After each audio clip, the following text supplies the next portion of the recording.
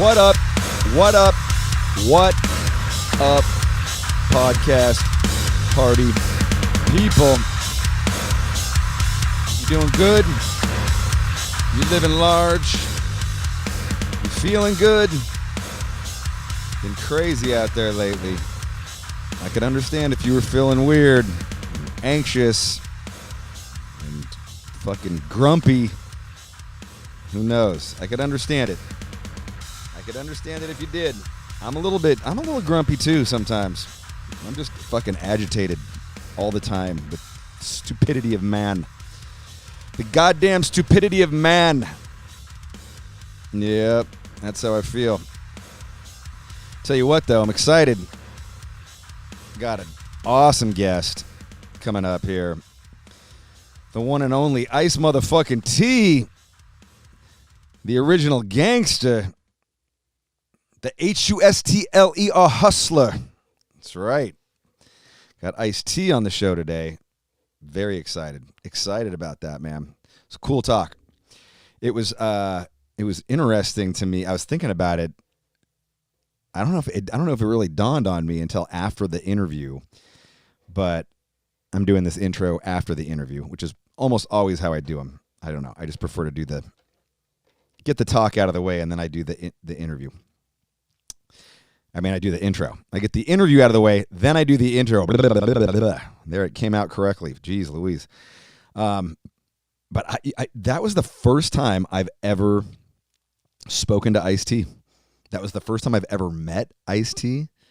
You know, it's crazy to me that in all these years, and, you know, I saw Body Count back in 1991 or 92 or before the record was even out, you know, that just for some reason we've never crossed paths. And I don't know. It's kind of weird. Like I've been in the game now for 30-something years, and to not cross paths with somebody is just kind of strange. But we had never crossed paths, and I was talking to him, and you know, I'm assuming he knows this, but Machine Head actually covered an Ice-T track back in 1996.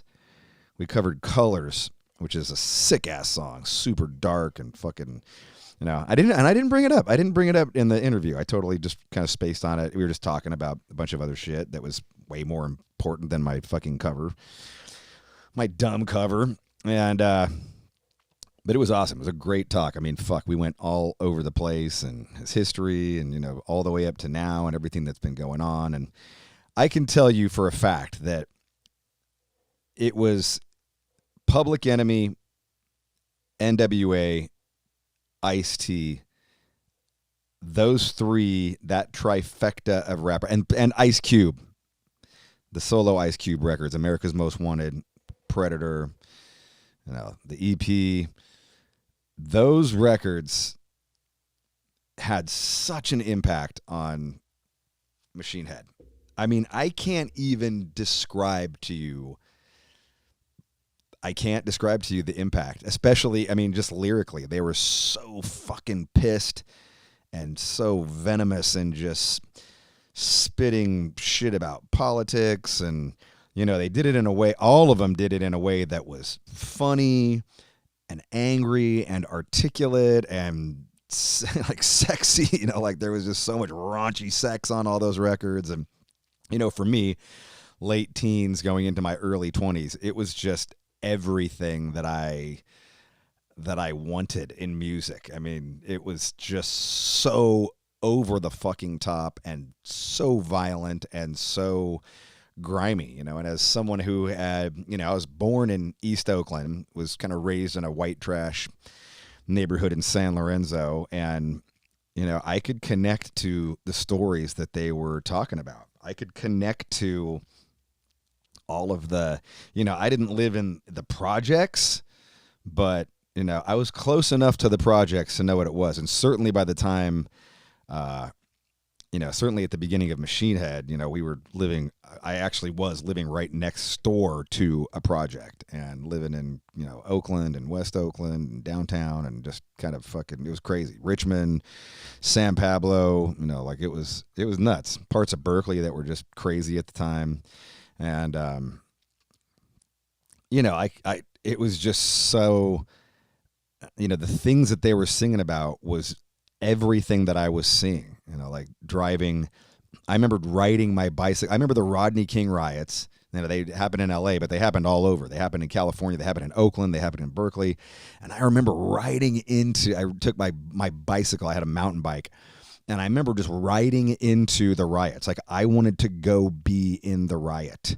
And I had cops swinging batons at me, trying to knock me off the bike. And then I had gangbangers swinging fists at me, trying to knock me off the bike and steal my bike. Like, shit was on fire, and fucking streets were just, people were just fucking breaking shit and fucking smashing shit and just, protesting. And it was a crazy intense time. And that was all kind of the beginning of Machine Head. And, a lot of these lyrics that were being sung at the time, Ice Cube, Ice-T, N.W.A, Public Enemy, they were the voice of the streets. This was the voice of the streets. They were, they often would say, like, we're like the news, we're just reporting on what's happening in the streets, and it's true, but they were doing it. Ice-T in particular, the thing I loved about Ice-T's early rap was that it was so fucking dark. Like, the music was so dark, and it was really fast. Like, he was definitely like faster than a lot of the other guys. And for rap, it was like, had like really fast beats, and it was always dark and just noisy and monotonous, and not monotonous, but like monotone. So it was just like noise and just meant to fucking agitate. And especially songs like Squeeze the Trigger or Colors or Lethal Weapon, they were just fucking hard ass. It could have been, it could have been a metal song. Like, if it took the riff that was being played in the music, it could have been a metal song, but they just did it with like a hip hop sound and a hip hop drum beat, and then just a killer voice. And it really spoke to me, and it had a huge impact on Machine Head, unquestionably. Huge impact. Body Count was fun. Body Count was more like a party vibe, in my opinion. At least like the first shows that I saw. Like, it was crazy and metal and stuff, but it was just a fucking crazy thrash show. And, the controversy that went on during that record, holy moly. We get into that. Ice and I get into that, and it was... it's hard to put into words the level of controversy that was going on. There was a press conference. I remember, he was getting dropped, or the record was getting pulled. Warner had to pull all the records, and there was this video. We kind of talked about it. We touched on it just a second, but there was this video. It was a press conference, and it was on MTV, and he was up there, fucking eyes peeled wide open. He just looked like a fucking caged animal that was just ready to fucking strike. It was anxiety and stress and pressure, and obviously he was getting shit ton of pressure, and I just remember, I can remember it vividly, like just how crazy it fucking got. And they ended up pulling the record and pulling the song and Cop Killer and all this stuff. And so this was a really this was a great interview. This is a great interview for me, and to get it to be able to talk with a rap artist that's been such a big part of my life for we're talking decades now. I was listening to Ice-T in the fucking 80s.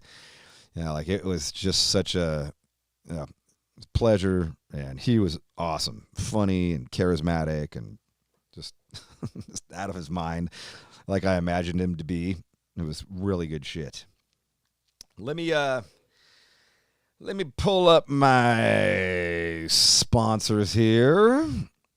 Once again, this is brought to you on the Gas Digital Network. If you head over to gasdigitalnetwork.com, they have a fine array of podcasts out right now. They've got The Josta Show. They've got Legion of Skanks. They got a bunch of comedians. They've got political stuff. They got news stuff. Good shit. Head over to gasdigitalnetwork.com. If you like the podcast, just so you know, you can actually go there and see this podcast for free 2 days earlier than it's up on all the DSPs, which are the digital service providers, such as Apple and Spotify, which put out our the No Fucking Regrets podcast.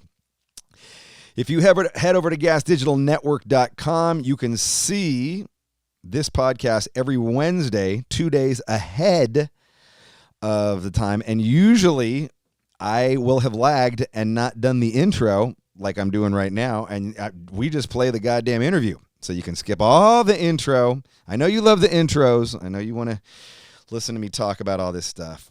I know you want to listen to who my sponsors are, but yes. It's also presented to you by Nuclear Blast Records. Nuclear Blast are the finest purveyors of heavy metal in the universe. All metal and punk rock on Nuclear Blast. They got killer shit. They got Slayer, they got Machine Head, they got Meshuggah, they got In Flames, they've got Nightwish, they've got Die Artist Murder, they got Suicide Silence. So many good bands. Go over and check them out. If you're into vinyl, they have a extremely robust vinyl collection in both the U.S. store and the German store. They fulfill it themselves. It is fucking straight up like DIY shit, man. Independent, 100%. You can buy it directly from the record label, and it's good stuff. They got super premium vinyl deluxe editions of most of the bands on the label. So head over to nuclearblast.com. There's a U.S. store and an EU store, depending on where you live. Also, this podcast is sponsored by Altamont Beer Works. That's right, my boys at Altamont Beer Works. Shout out to Steve Sartori.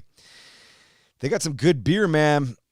They got some really good beer. They are located in Livermore, California, right at the base of the Altamont Mountains. They have got curbside pickup. The brewery is actually closed, obviously, due to coronavirus. But they have California delivery. Cases shipped right to your doorstep within 24 to 72 hours. They also have curbside pickup. You can drive over to Livermore if you live in the Bay Area and pick up all kinds of shit. They got the Hella Light 4-pack. It's a NorCal thing. Hella Light, crisp and easy drinking, moderately hopped, 100% cashmere hops, 3.5 ABV. See, so it's like a light beer. It's like a Coors Light. It's like a Coors Light, except for it's called Hella Light. And I believe it's probably a lager like Coors Light is. Maybe it's an IPA. Maybe it's a light IPA. I don't know. They got the Basic Bitch 4-pack. She's blonde, light, and refreshing. Ditch the Uggs. Pass up the skinny vanilla latte and grab a pint. Let's see. With a touch of honey malt, this light beer has subtle malt sweetness. Finishes dry and crisp. They've got a Bianco 4-pack, a white beer, a hybrid-style wit beer, unfiltered wit beer, light in body, full of flavor, refreshing. Wheat beer boasts big flavors and aromas of sweet orange peel, backed with spiciness and coriander seed. You know, it's kind of like a Blue Moon. It's like the fancy version of a Blue Moon. They've also got, I talk about this every time. Oh wait, they got a new one here. Let me see. They got How We Feelin'. You know, they kind of got like a California hip-hop vibe to their beer, so they're good shit. How We Feelin' 4-pack, that's how they sell it. $16 for a 4-pack. A light and drinkable tropical IPA crafted in collaboration with the California Roots crew to keep you feeling good, feeling all right. It is featuring Pilsner and Pale Malt and Mosaic and Simcoe hops, 6.3 ABV. My favorite, though, I always got to give this a shout out. I always got to give the shout out to the Nutty Operator 4-pack. Nutty Operator is peanut butter version of Smooth Operator, which is a smooth, rich, full-bodied oatmeal stout, heavy on the oats and chocolate malt. Complex beer balances out with medium roast character, followed by huge flavors and aromas of peanut butter. It's kind of like drinking a Reese's peanut butter cup. 5.8 ABV, no peanut allergy warning at all. If you head over to altamontbeerworks.com, and enter the code NFR, as in no fucking regrets. You'll get 10% off your order. They deliver all throughout California, or you can go by and pick it up. Again, NFR gets you 10% off. So cruise by there and get 10% off some fucking awesome beer, yo. All right, let's get back into this. Let's get back into the Ice T podcast here. I tell you what, I'm gonna play you this jam. The first jam, if you ain't heard, I'm gonna give you a Ice T / body count breakdown here. This is one of the fucking hardest jams right here. There was a movie back in the day called New Jack Hustler. This is Nino's theme. The fucking beat here is so hard. Check this shit out. Boom. Bam. Love this shit. Ice is spitting pure venom on this shit. Super fast. I love it. I love this up-tempo rap. Now. Hustler. Word, I pull the trigger long. Grit my teeth. Spray to every nigga's gone. Got my block sewn on my dope spots. Last thing I sweat, so suck a punk cop. Move like a king when I roll hops. You try to flex, bang, another nigga drops. You gotta deal with this, cause in the way out. Why? Cash money ain't never gonna play out. I got nothing to lose, much to gain. In my brain, how hard his voice is. Migraine. I gotta get paid tonight. You motherfucking right, taking my grip. Check my bitch, keep my game tight. So many hoes on my job. That vibe. Star 19, I got a $50,000 car. Go to school, I ain't going for it. Kiss my ass, bust the cap on the Moet. Cause I don't wanna hear that crap. Why? I'd rather be a New Jack Hustler. Hustler, right here. Hustler. Hustler. Early on that one. Hustler. Hustler. Hustler. Oh yeah. Yo man, you know what I'm saying? Check this out. 6 in the morning, police at my door. Fresh Adidas sneakers across the bathroom floor. Out my back window, I take my escape. Didn't even get a chance to grab my old school tape. Mad with no music, but happy cause free. And the streets to a player is the place. Oh yeah. This is the old shit right here. Maybe the first song I heard. Nah, I don't think this is the first song I heard. But just living in the city is a serious task. Didn't know what the cops wanted, didn't have time to ask.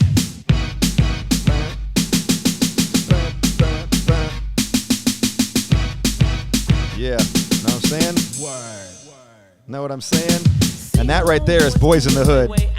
Cause the boys in the hood are always hard. You come talking that trash, we'll pull your card. Knowing nothing in life but to be legit. Don't quote me, boy, cause I ain't said shit. That's some fucking Easy E. Check this shit. This is another banger right here. So fast, you know what I'm saying? That's what I love about it. So fast.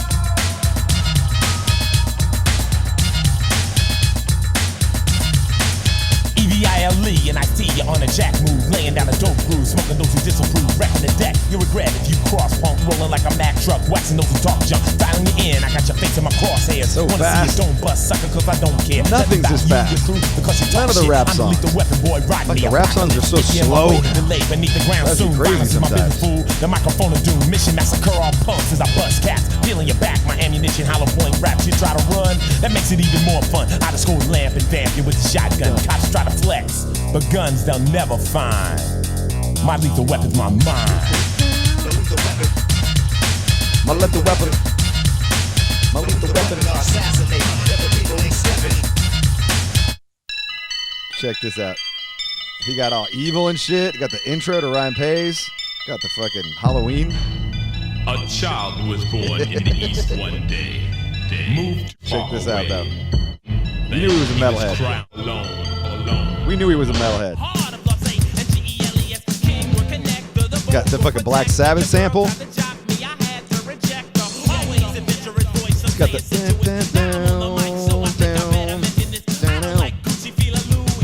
got the War Pig sample. Come on, you can't fuck with that.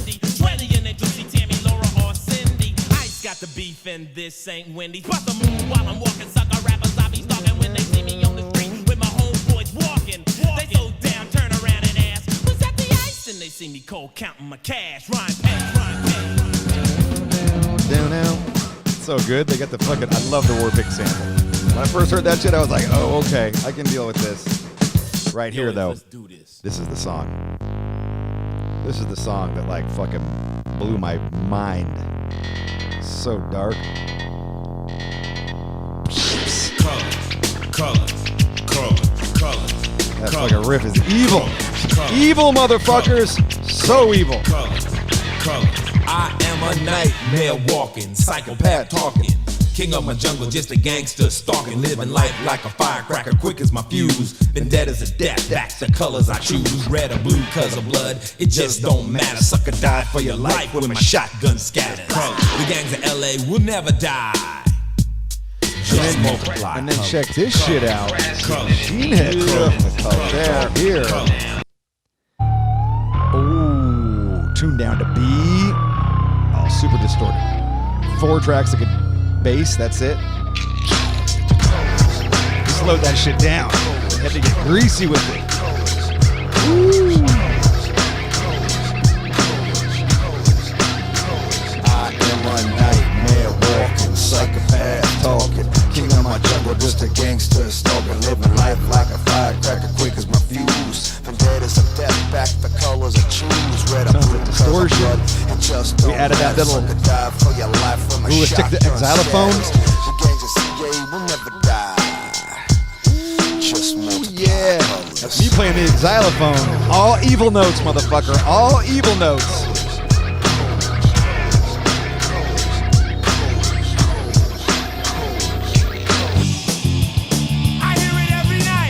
Go. This is the body count. This is when we first heard body count.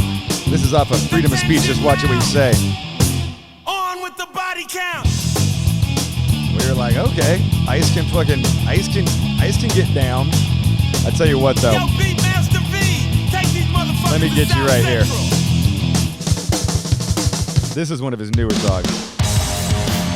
Talk shit, get shot. Get shot. Motherfucker, get shot. So good. Pop off. Get shot. You never seen this video, you gotta check out the video. This shit is funny as fuck, man. Motherfucker, get shot. Niggas ain't blew up the spot in a while. Motherfucker ain't got shot in a while. Niggas ain't blew up the spot in a while. Motherfucker ain't on that same record, he does that. On that same record, they do a cover of Suicidal Tendencies, Institutionalized. Oh my god, this shit's so fucking funny. I came home from work the other day. I was tired. I just wanted to sit back in my big chair. Change all the verses. Play a little Xbox. You know? Relax a little. Then my wife comes in. She starts telling me I play too much Xbox. I said, what the fuck do you mean? This is just how I relax. Can I just play a little Xbox? Then she says, I saw on Oprah today that guys that play video games don't love their wives. I'm like, motherfucking bitch, fuck Oprah. I don't give a fuck. I just want to play my video game. I don't give a fuck about Oprah. Oprah ain't got no man. You better worry about your motherfucking self. I just want to kill some motherfuckers on Xbox. She said, you seem like you have an anger problem. Maybe you need some help.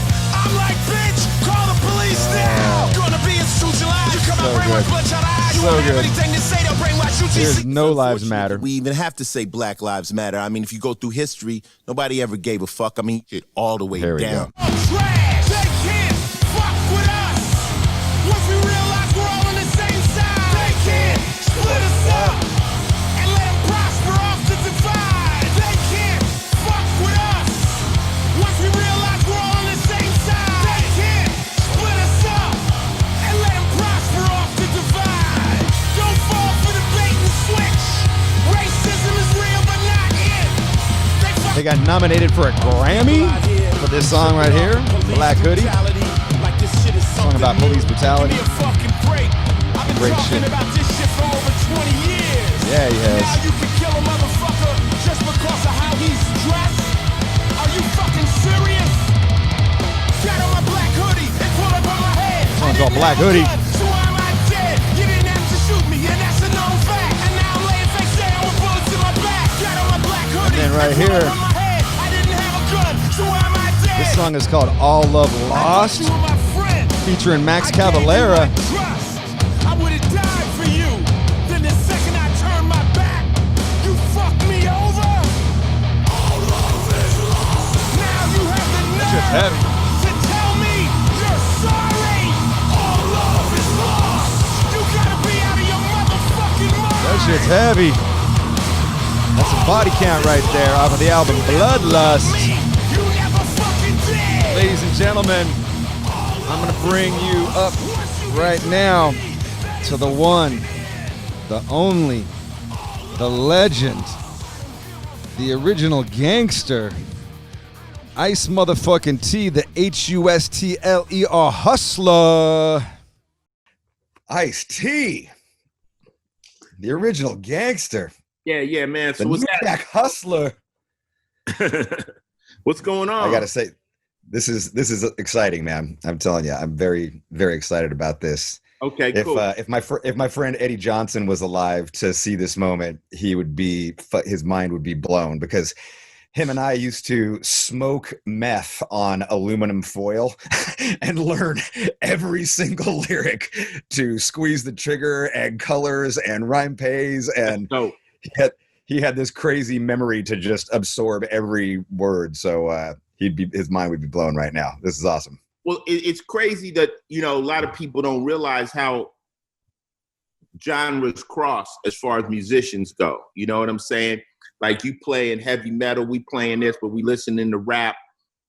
We're listening to this. We're over here listening to this, because musicians, we take influence from everywhere, and then we push it and mash it into our little world, and that's what makes it dope. Like, I can listen to people and I'm like, they sound like they only listen to one thing, but then I find other people that move it around and stuff. So that's kind of dope. I was just reading this thing from Metallica where they said that they took the lead intro to Enter the Sandman came off one of my albums. I'm like, oh wow. Kurt Hammett was listening to a song I did called Take It Personal, where I actually sampled Heart. And that that part, and he saw that, and I love Kurt's words. He said, I knew I had to snake that. But people, I think the fans are less aware of how much the musicians cross-pollinate than they do. Right. Totally. I mean, and I think the clever musicians don't steal from their same genre, like you'll steal from metal, or I'll steal from you, or Kirk will steal from you, but it's like you don't catch it. You know what I mean? Well, if it's done well, it's more like influence. Like, I can listen to a Machine Head record and go in the studio and tell them, we need this kind of energy. We need this vibe. It won't be your song. Like, we did a song with Max from Sepultura, Soulfly, and all that. Killer. Great song. Max comes in and gives us literally 2 bars of a riff. And we made a whole song out of it because his stuff is so deep and so dope. It's like, it didn't take much. Like, okay, we got it. So when you do have the ability to work with other musicians, they can throw you like a bone and you can go, pow, got it. Especially if you got good people in your band that like to play and, aren't one-dimensional. I think too, with an artist like you, and even going back to your rap stuff, that at least to me and my metal friends, there was always this underlying metal tone to it, super dark note, all evil notes on the keyboard. I mean, Squeeze the Trigger, I was just listening to that driving in, and I mean, even back then, it was like a Slayer song, like it was just so dark, and the lyrical content just made it even that much more fucked up and pissed off. Anybody who's watching this, I'm on tour right now, but I'm drinking milk and I'm eating a peanut butter and jelly sandwich. This is metal right here. Metal is really doing whatever the fuck you want to do, and if you don't like it, it's my fucking ass. That's really right. Metal. But a lot of people that probably are watching or listening to our podcast don't know my history, how I got involved with rock. When my mother and father passed, I ended up living in LA, and I lived with my cousin. My cousin thought he was Jimi Hendrix. My cousin walked around the house playing air guitar. He couldn't play any instruments, but he thought he was Jimi Hendrix. And he kept the radio station tuned to KLOS and KMET. And he was older than me, and I couldn't touch the radio. So now what I'm doing is I'm listening to rock. So I'm listening to everything from Traffic to Jay Giles Band to Edgar Winter to Blue Oyster Cult to Mott the Hoople to Boston to ELO.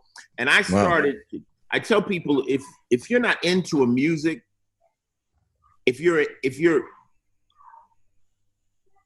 like introduced to it in a way that you can't get around it, like say if you work at a restaurant and they play reggae, you may not like reggae, but within a week, you'll be able to pick out your songs out of that playlist that they play.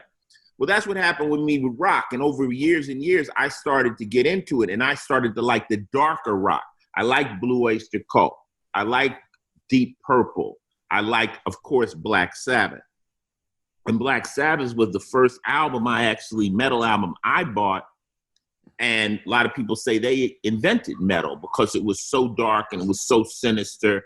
And I've always had that knowledge of rock that while all my friends, when I'm going to Crenshaw, they're listening to Parliament Funkadelic, James Brown, Daz Band, Zap, all that kind of stuff. But I knew a lot about rock. You know, I was the one that could sit up and talk about, you know, Neil Young and shit. I knew all these different. Wow. Yeah, so I know all this stuff. So now here's the Ice-T trick. People that think, oh, well, Ice, you invented body count later. My first record, my album was called Rhyme Pays. The riff to Rhyme Pays is War Pigs. Yeah. Right? So why would a rapper use a metal riff if he wasn't already involved in metal? And even on my earlier records, my 12 inches, Dog and a Wax, I use hits like, So I already knew that, to me, rap, punk rock, it was all the same. Like it's rebellious music about being yourself, whether you like it or not. And that was the energy I always used.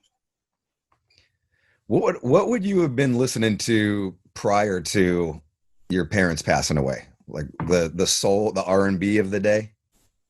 Probably what my father was listening to, lots of James Brown, you know, yeah, definitely soul. Definitely soul. But even in those days, back in the 60s, there was always Fleetwood Macs. There was always that music playing, you know, because it wasn't like they had a lot of black radio stations. So you listened to what was going on. And, you know, I grew up in Woodstock days, you know, in the 60s. So I was a kid in the 60s. So Hendrix, all that stuff was introduced to me. When I heard about Jimi Hendrix, I had all Jimi Hendrix's albums, you know, the Electric Ladyland, you know, Are You Experienced, you know, so I know all his songs by the back of my hand and stuff. And it's always like when did you love that because of like the rock, you know, like he's a rock star, you know, like the rock star aspect of it? I just thought I had listened to enough rock records to know that he was a really good guitar player. You know, I could listen to it and go like, it was dope. And, you know, Hendrix was like, he wasn't like James Brown. He's more like a Prince. Like he was a very avant-garde type of a character and stuff. And when he would talk, he would say like fly shit. Like, you know, I just didn't dig it, baby. You know, like he was very, very fly with it. You know, he's like, yeah, you know, I wasn't feeling that at the moment right then, you know, but, you know, and the lyrics, you know, it was just, you know, Spanish Castle Magic, you know, it's very far away. You can get there in about a day if you travel by Dragonfly. Like, I'm like, yo, what was this motherfucker talking about? But I was digging it from a musical part.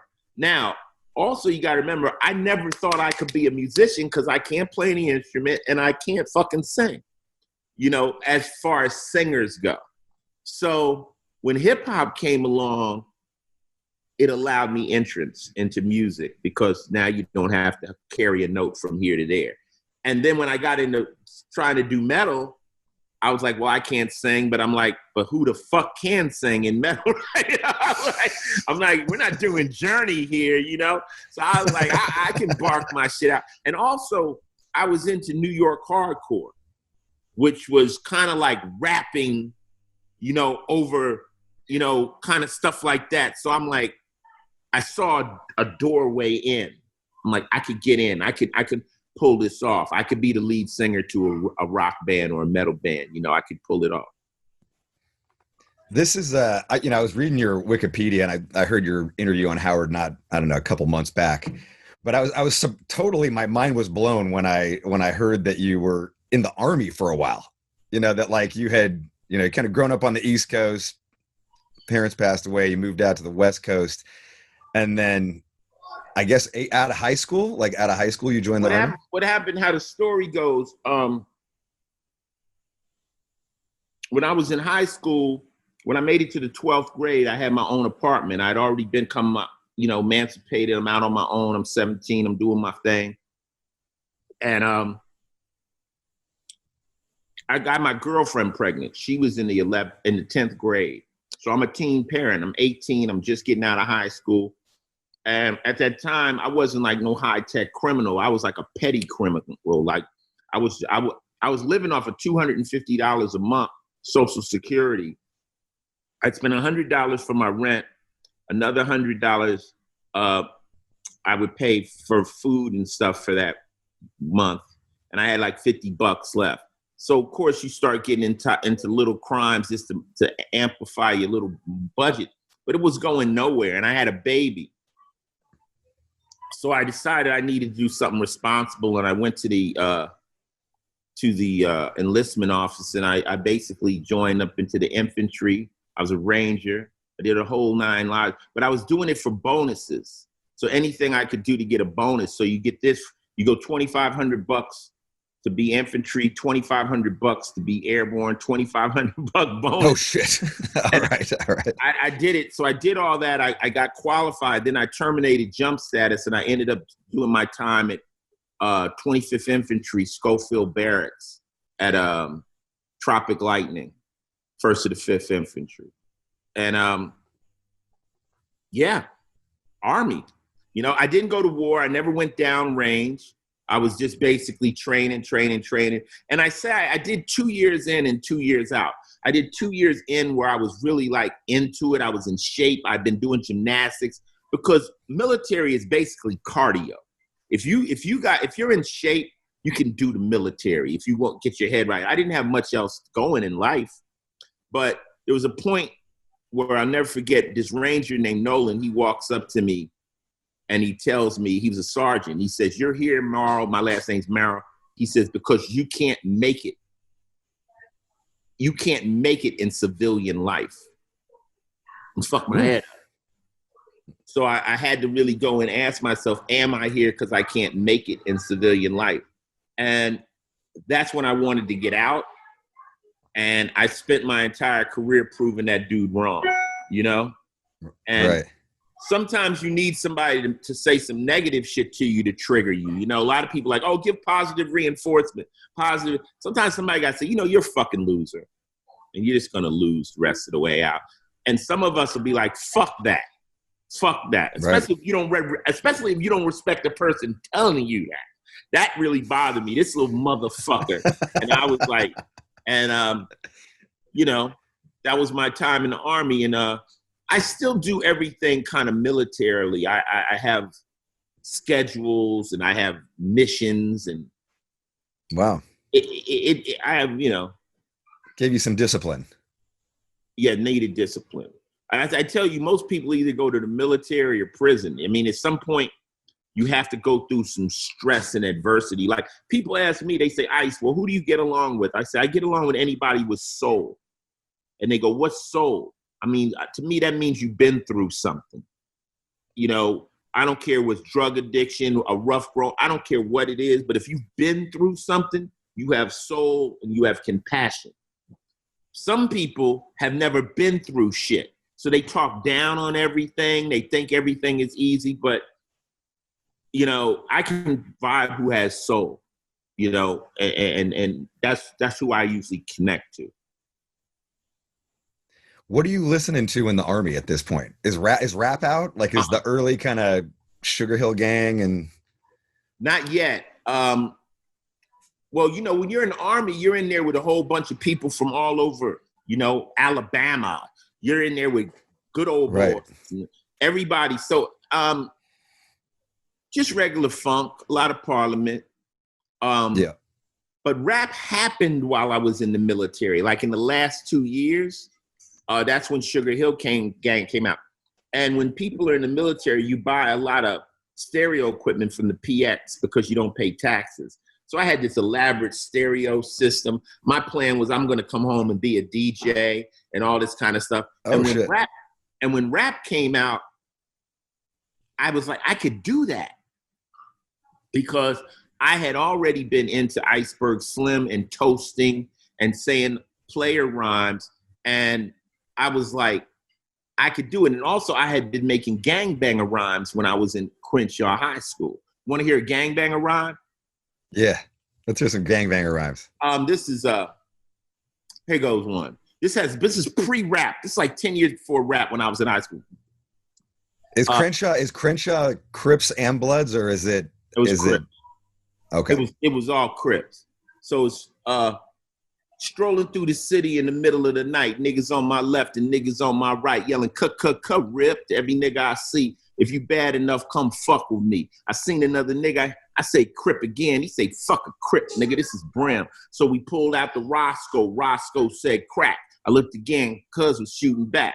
So we fell to the ground, aimed for his head. One more shot, the motherfucker was dead. Walked over to him, took his gun, spit in his face, and began to run. So if you see another nigga laying dead in the street and a puddle of blood from his head to his feet, I hope it's time all you busters get hip. It's fuck a Brim, nigga. This West Side, come real. Woo. God damn. So that's some cold shit right there. You want to hear another one? Yeah, I love it. Want to hear another one? Here go one. But these are pre-rap, so I was already doing these just to entertain the gangbangers. Here go one for the EPA. Go like this. Fall into a party on a Saturday night, and I left the pad down and out for a fight. Had on my waistline leather, Levi's cuffed. Under the coat, I knew I was buff because I was driving the iron getting ready for that set. And I was packing a punch a nigga never forget. The ring in my ear was hanging halfway to the floor. I was so tight, I walked sideways out the door. Now the hoopty was lifted, front, side, and rear. My glass was all tinted, wasn't none of it clear. I was Krager down with a cold-ass pearl, the deepest diamond tuck in the goddamn world. I had quadraphonic headphones with the tone you could fix. Under the seat, I had a 30-06. On the way to the party, I was scraping and hopping because I knew by the end of the night there was going to be some popping. I got to the set. I just let it lay on the ground, and the Buddhists came to check it out from Chinatown. Now, when I fell in the party, there was niggas for days. I was looking crazy in some hellified ways. I just walked in the corner, listened as they talk. First James Brown record, I jumped up and crip walked. Now, I was walking so hard, couldn't no one compete. Homie, I was about to turn out the party with my goddamn feet. But then some nigga went and got out of line, and his nose, my fist had no trouble to find. After driving the iron so hard all that day, I drove his grill in one hell of a way. But his partners fell out, and so did mine. The squabbling went on for quite a long time. Then all of a sudden, I heard some popping. I knew not too soon this fight would be stopping. I seen 22s, 38s, and a 45. I knew not too much would be left alive. Niggas broke out in a goddamn rage, homie. I even think I seen the sawed-off gauge. Because I was sent from hell, not heaven, I broke out with the chrome-plated 357. And the name of the game is simply survival. At the end of the night, 10 was dead on arrival. And me and my partners, we was gone like the winds. Police blamed it on the Crips or the Brims. But some people know in the corner in the dark, them crazy niggas reside in Triangle Park. They go by the name of Burnett, Zell, and Trey, and they belong to the association called the EPA. That's when we were calling ourselves the Eliminators Pimping Association. You dig? Man, that's some dark shit, man. Like, and you're saying that's pre-rap. That's crazy. That's, like, that's so, that is like what rap would become. Exactly. So I mean, in some way I listen to you and I'm thinking, like, I know, I mean, at least from everything I understand, you weren't affiliated, but this is in some way, this is a way to kind of, you got to kind of navigate through this crazy time, and you can spit these rhymes and come up with these crazy stories. And yeah, I grew up in the gang culture. So I grew up with the Rolling 60s, Hoover Crips, Harlem Crips, Van Ness Boys, Athens Park. I grew up right, Crenshaw's dead center. I just never jumped into a set, because once you get in one set, you become enemies with everybody else. Right. So I didn't live in a neighborhood that was necessarily, I was in the 40s, and the 40s didn't really gangbang at the time. We were hustlers and players, but my affiliation with the gangs is flawless. Like, they all know me. I know the shot callers. It's like, you don't have to be in the Hells Angels to have the Hells Angels hold you down. If you know the right people and you know the right people, you in. So I had the power of the gangs without actually jumping into a set. And if you don't jump into a set, then you ain't got to put in work, so to speak, go do drive-bys and all that other. I was all about trying to get paid early in my life, because I was an orphan. And I was like, I got to get money, man. All this banging shit is cool. So I started to hang out with the players, like the cats that wore the perms and wore the Fila sweatsuits and was getting money. And we didn't look like the gangbangers, but we had a pistol. And so it was the same shit. We say, don't make me turn this P into a G, motherfucker. Don't, just because I'm a player, I'll turn it into a G on your punk ass. So, L.A. knows the history of Ice-T. That's why I was able to come out of L.A. talking my shit, and I've never been challenged. Like, usually if you're a rapper, somebody's going to come out and say, yo, you fake. That's bullshit. But they can't challenge my reputation because it's real. I was there and they know it. And, and I documented the game. I really early knew it wasn't smart to rep a set. I'm repping the West Coast. Right. I'm repping West. I'm not picking a set. It was counterproductive. Yeah. Yeah. So at some point, you're out of the army, you start DJing, and then and then you just real quickly figure out, like, you want to start rapping. I know you entered a contest at some point that Curtis Blow judged. What happened was, when I got out the army, I had a bunch of speakers, Sherwin Vegas, all that stuff. But to throw a party, you got to carry all that equipment around. And I found I was getting more notice just rhyming. Like, I would bring all the equipment, but when I turned into a star when I would get on the mic. So I said, well, this is easier. So I ran into my... I don't got to carry all this shit. Yeah. That's a true hustler. A hustler is trying to get paid by the path of least resistance. So I found these other DJs, the New York City Spin Masters. That's where Evil E came from. They were from New York. They knew how to scratch. So I said, look, you guys are doing parties all over LA. And at that time, a DJ crew might hit 4 parties in a night. They'd be here. Because they'd only spin for like 30 minutes or an hour. Then they'd move. They would rotate DJs. So I would roll around with them and play all kind of house parties. And it would be New York City Spin Masters featuring Ice-T. And slowly I got the juice, and it was Ice-T in the New York City Spin Master. And that's why I paid my dues, And people say, and these are just house parties. These are just like in the clubs, or you know how LA have houses, and then there's a garage in the back, so that you don't really get in the house. That whole driveway fills up with people, and the red lights on in the back, and it drags into the backyard. That was how we did it, and you're singing like mostly like party jams, raunchy sex type stuff, or gangster shit, because that's the audience. Right. That's the audience. They want to hear about 6 foes and bitches. And, I come in there trying to rap some Curtis Blow shit. They'll boo me out of there. They want to hear. I had to know what neighborhood I was in. I had to put that neighborhood into the rhyme. Right. Really a rapper is kind of like a cheerleader for a neighborhood. A rapper is repping the Bay. A rapper is repping Vallejo or repping LA. A rapper's repping a project. So you got to know that the people in that room want to hear about themselves. So I'm like, yo, when I'm over here in Bell Gardens, I do this, and the girls, and they like, ooh, sing about us, like that. And that's how it worked. And, I did hundreds of those parties in LA. Yeah. No record deal, nothing. Just yeah. I mean, and that's learning your craft. That's, fine tuning your rhymes. That's seeing what works, seeing what is it in a immediate live action scenario, which is awesome. There were no tours. I mean,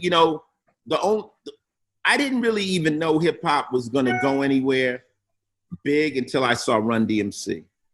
When I saw Run DMC at the LA Sports Arena, and they had lasers and they had risers, I that day I sat and I watched, and I'd only been playing skating rinks in backyards and in basements. I said, this shit is rock and roll. That was the moment when I was like, this shit is about to be huge, because I saw 8,000 people in the sports arena going crazy over rap groups. I think Public Enemy was playing. And I was like, this is going to be, no, that wasn't a PE show. That was the Run. That Beastie Boys? I think Beastie Boys might have been there. But when I got there, I got there late. I got there to see Run DMC. And I showed up with all my glamour, my bitches. I'm coming through, play it out, long perm. And I seen these motherfuckers. Have you seen the movie Dolomite? Mm-hmm. Yeah, with Eddie Murphy. Right. There's a moment when Dolomite sees that movie and all the other guys are laughing, and he realized that's where it's going. That was my moment. That was my Dolomite moment when I was there with my boys and we're still hustling and stuff. And I was like, this shit is about to be big. And I'm in. I think that night I wrote a whole album. That night. Oh, shit. Because Run DMC made me take it seriously. Like, this is going to be big. Somebody has to make it big for others to realize it's going to be big. And I wasn't that person. When I saw them with full stage production, lasers, explosions and shit, I'm like, yo, I need that. That's what I need. And I took it from there. I started to get more serious with it, and yeah. I mean, I think Run DMC came along and blew. I mean, I remember just being, I was into metal at that point, but seeing Rockbox and stuff like that, it was like, holy shit! It was something new and something exciting and something totally different, and totally inspired me to go down that route. Yeah, because it was so angry. It was angry. It was angrier than the rock at the time. Well, you got to remember, hip hop, R&B before rap, especially black R&B. Well, I say all music had become kind of androgynous. It's like Rick James was wearing high boots. Everybody was kind of like, and Run DMC came along looking like dudes, like leather coats and hats. Yep, and black. Yeah. There was dudes again. And I think that was attractive to a lot of guys.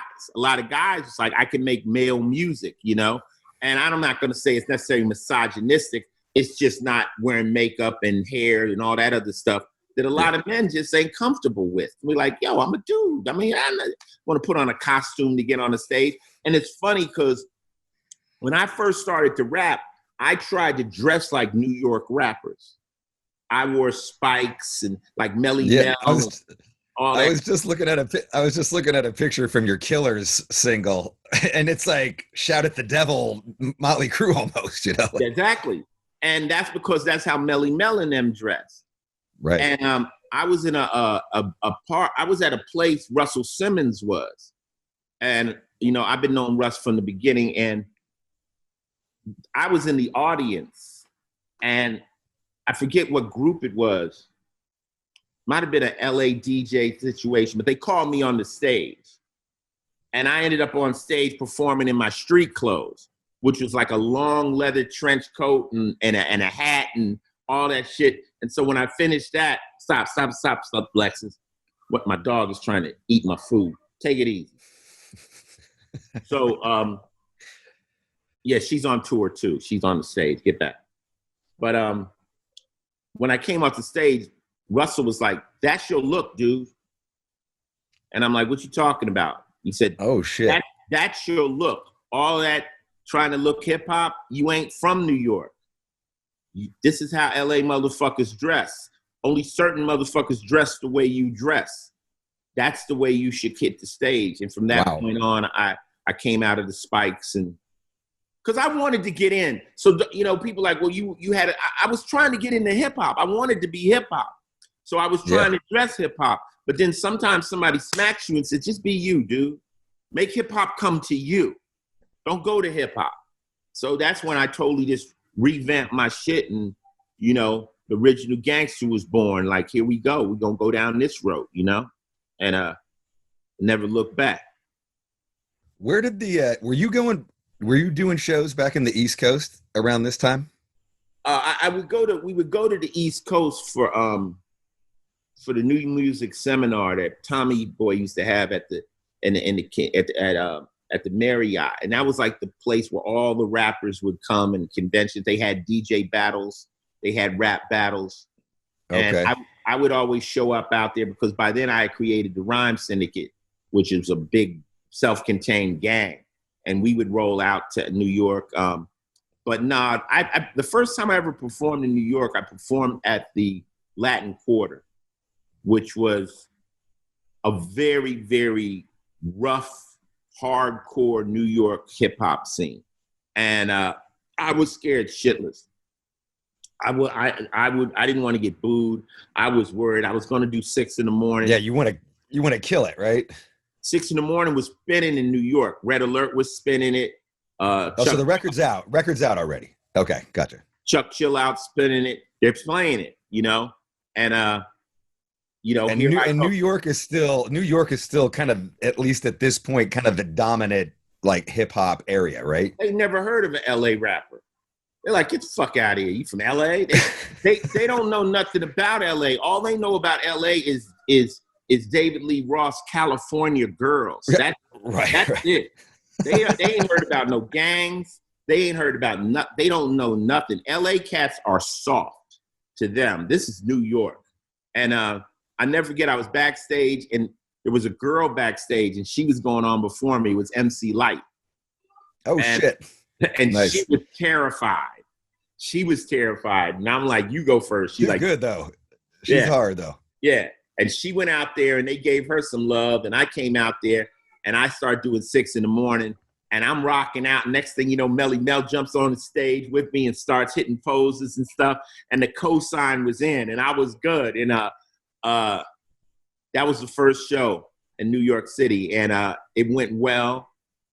And I kind of got the key to New York when I did New Jack City. When I did New Jack City, since that was set in New York, and I played that part, and New York loves that movie so much, they kind of gave me the key to the city. They like, Ice, you're officially part of New York, culture, and we love you. And so I've always been, I always had power on both coasts, and a lot of respect. So I'm fortunate to be one of those people. Yeah. I mean, I remember when that record dropped, like it was just, me and all my friends went fucking crazy where it was just so dark and so hard and so violent. And I think we had been tripping. I want to say like it was dropped around the same time as the N.W.A. EP. So like all of that new kind of thing was starting to, I don't know, maybe Dope Man was after or before. I can't remember. It was Dope Man. Hold on one second, Rob. So where were we? You were talking about, so you played your first show. New York. Rhyme Pays drops. And if I couldn't remember, I was in my head, N.W.A. Dope Man EP and this are kind of around the same time. So we're getting turned on to it. Yes. At this point. What happened was 6 in the morning came out. And at that time, N.W.A. were a group called CIA. They hadn't really. Is this so the single dropped before the record? Yeah, the single came out before Rhyme Pays. It came out on a label called Techno Hop. It was the B-side to a record called Dog in the Wax. And oh shit. It comes out, and then later after that, Cube writes Boys in the Hood, which is kind of like 6 in the Morning Part 2.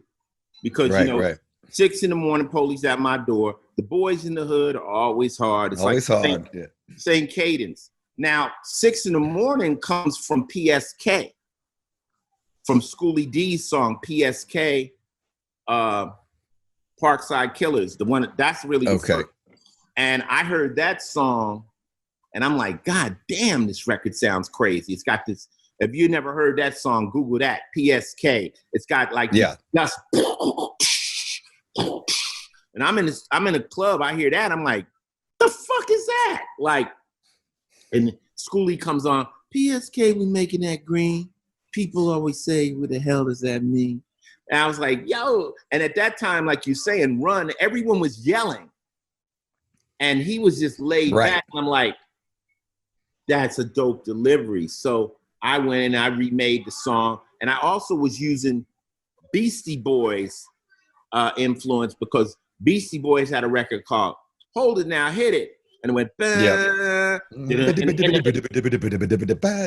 then the record just kind of paused for a minute. Then it came back, well, I chill real. It's bam. So that's why 6 in the morning stops, word. And then it starts again. That's a Beastie Boy move. So like we was talking earlier, it's influences. I'm like, I wanted to do that. I want to do that. But if it's done right, nobody knows, right? Now I'm telling y'all, I'm releasing the secrets. So 6 in the morning, PSK and a little Beastie Boys.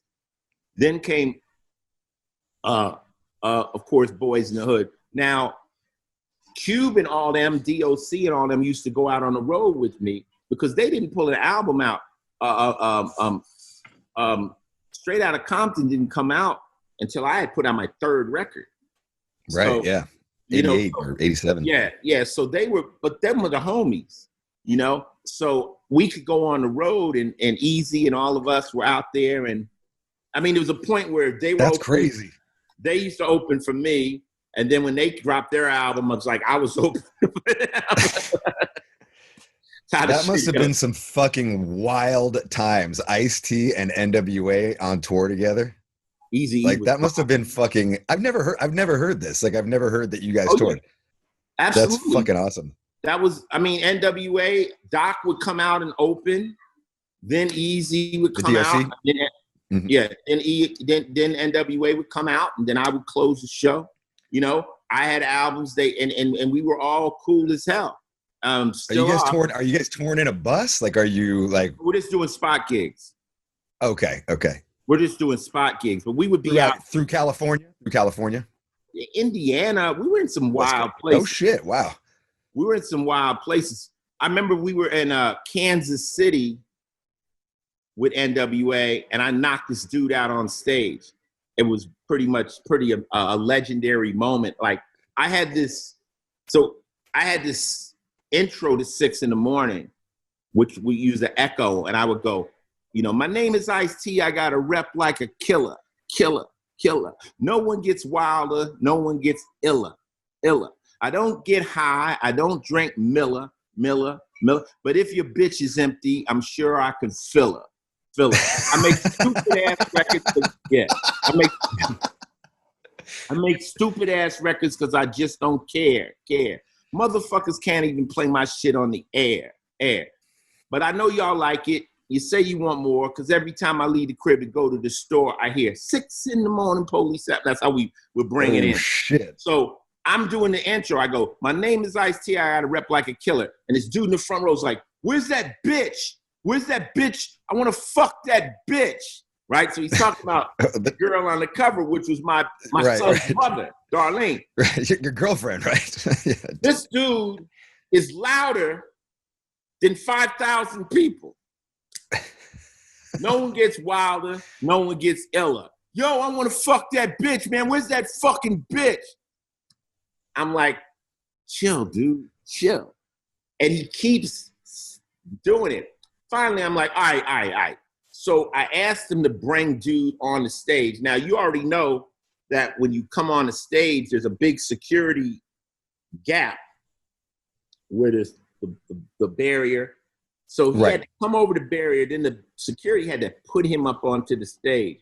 Well, I paced off where he was going to land on stage. I walked back 3 steps, and the second I didn't even give him a chance to get his balance. The second he stood up, I just, bow, and the motherfucker did like a twist and fell flat on the fucking stage. And I said, 6 in the morning, police. And the motherfucking shit went crazy. And N.W.A. and them was on the side of the stage like, this nigga Ice T is crazy as a motherfucker. But dig this. And this is like the Eazy-E, this is Dre, this is Cube, this is Yella, this is MC Ren. This is the invention of fuck the police, because I used to say before I would do the song, I'd say, yo, the police say I can't do this song, they're gonna arrest me. Fuck the police. Crowd be like, fuck the police, fuck the police, fuck the police, fuck the police. Oh shit. So then about a year later, a month later, we're on the road and Eazy goes, I want you to hear this song. I'm like, what's it called? Fuck the police. So, but God you know, damn.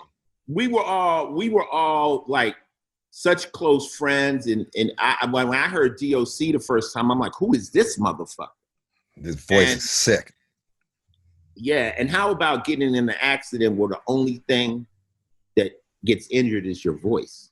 I know. That's like some brutal voodoo shit. So brutal, man. Because his voice, I mean, he was super skilled rhymer, but like just that voice and the delivery was just. And Doc's from Texas. Yeah, right. Texas. So I was trying to figure out where he came from, how I didn't hear about him if he was in LA.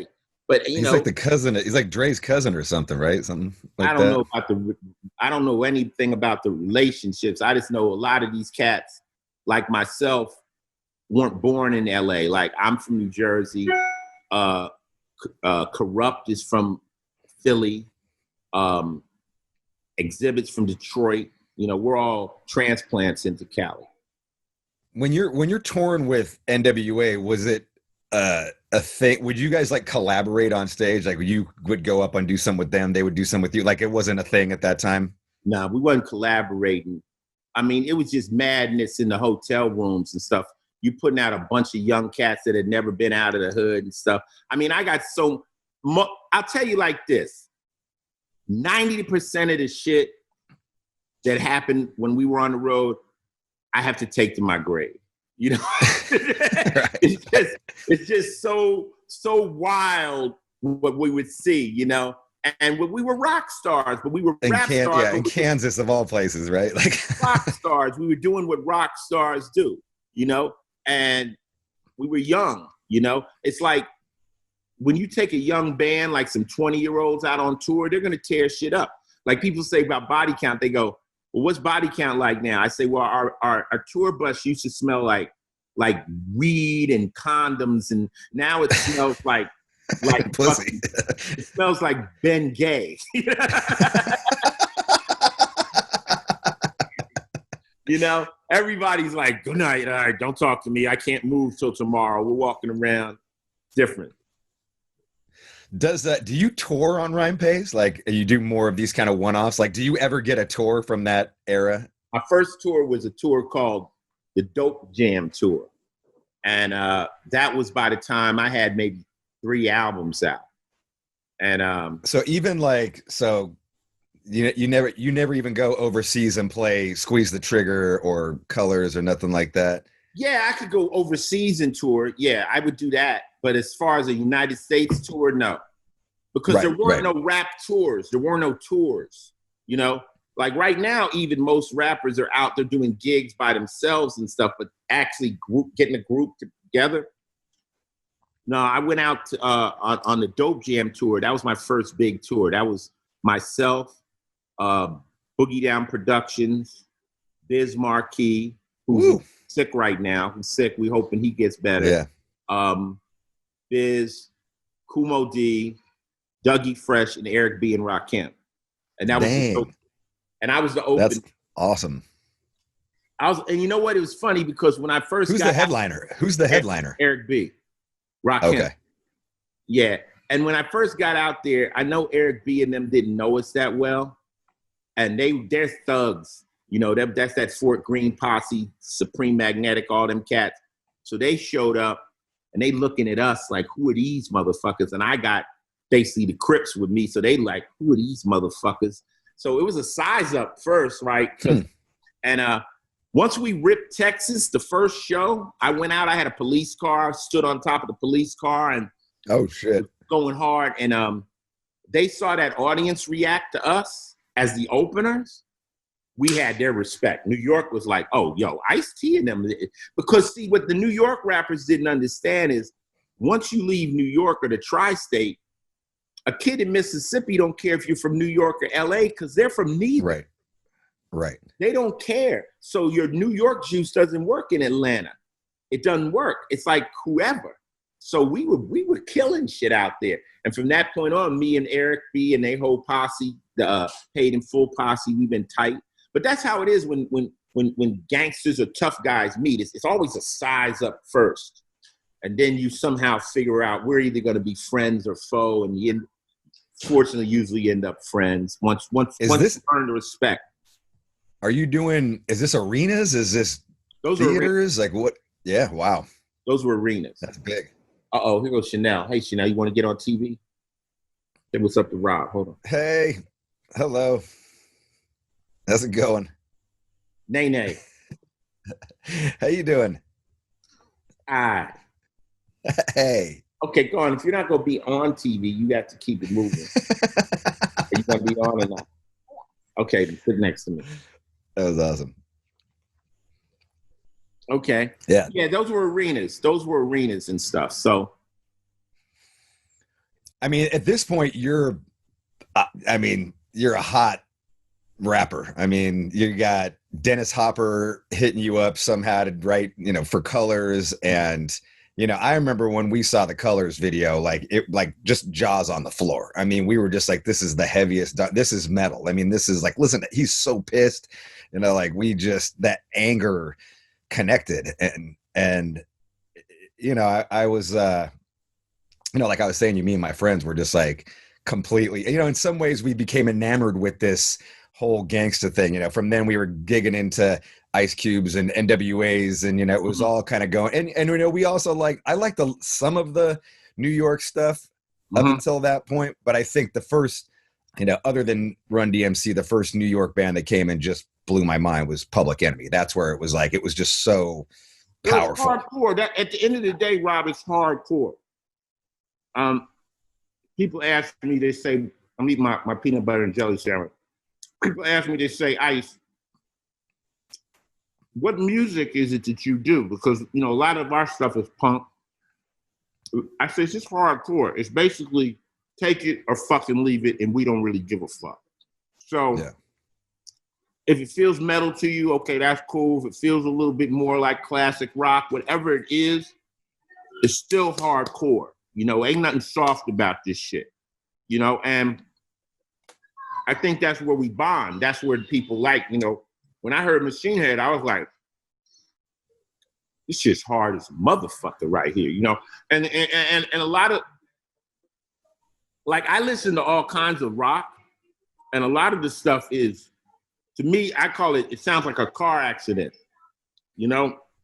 It's so overpoweringly outrageous that it just sounds like a car, like Napalm Death sounds like a car accident. Like, God, what? I don't know where the bridge is. I don't know where the hook.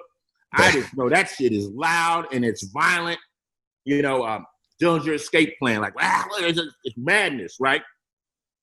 But for me, personally, when I listen to a song, the second time it plays, I want to be able to rock with it. I want to find that place that I want to find that, I want to listen to South of Heaven. I know the next time it comes on, I can almost sing this motherfucker, you know? Right. So there's a point in metal where, to me, I'm not going to say it's too intense, but it's hard to kind of pick it up. And I think part of music to me is when we do body count, we try to make riffs, we try to make hooks, we try songs. I get digestible songs. But I'm just gonna. But if I'm at Napalm Death show, I'm on the side of the stage bugging like a motherfucker. I love it. but I don't know how to play it. It's just, what do you call that? What do you call that when the music doesn't ever do the same thing twice? It just goes in a. I call it riff soup. Riff soup. Riff soup. All right, there you go. But I know what you mean though. Like songs that have a little more like song structures, things repeat, a chorus that repeats. Like it is easier to take in. And for all you Napalm fucking fans out there, our main tech works with Napalm, so we're cool. And there's two different styles of music. I'll say it's some of the most brutal music ever. But it's one thing as an artist is you got to be like, can't do that. I don't know. That's not my realm. I'll lean more toward this. If you think it's softer, okay. Because one thing I learned about doing hardcore is no matter how hard you go, it's not hard enough for some people. It's just, I don't care what the fuck you do. So I try to make music. When I'm in the studio, I want to make music that I want to perform. I've made records and then I didn't want to perform. I'm like, why am I even making this fucking song? So when I'm in the studio, I'm always imagining, ooh, we're coming out to this. Right. We're going to come out to this. This is our shit. And if you think like that, then you're going to make good songs for concerts, I was just listening to your incredible version of Institutionalized on the way up here to do this. And that is a fucking real, I'm laughing out. I'm driving in my car laughing out. I heard this when it dropped, and I thought it was amazing then.